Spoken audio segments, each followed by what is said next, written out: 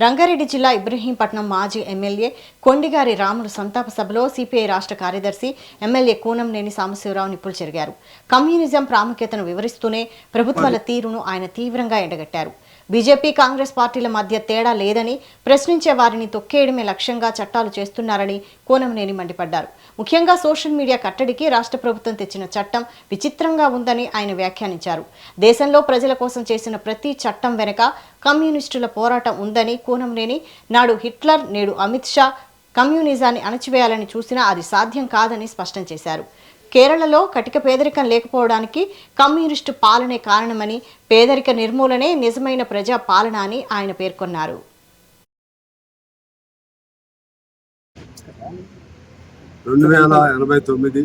అలాగే 2004 రెండు పర్యాయాలు ఎమ్మెల్యేగా గెలిచినటువంటి కొండిగారి రాములు గారు ఇటీవల కాలంలో మరణించారు.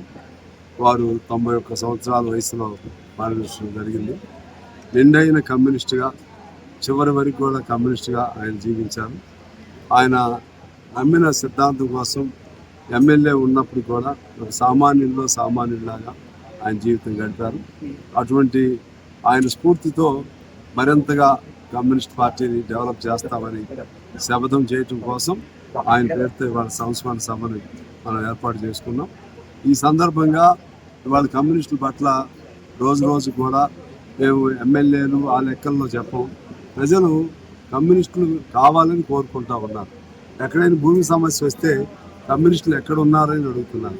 ఇంకేదైనా పేదవాడి సమస్య వస్తే కమ్యూనిస్టులు ఎక్కడ ఉన్నారు, ఎక్కడ ఎటుపోయారు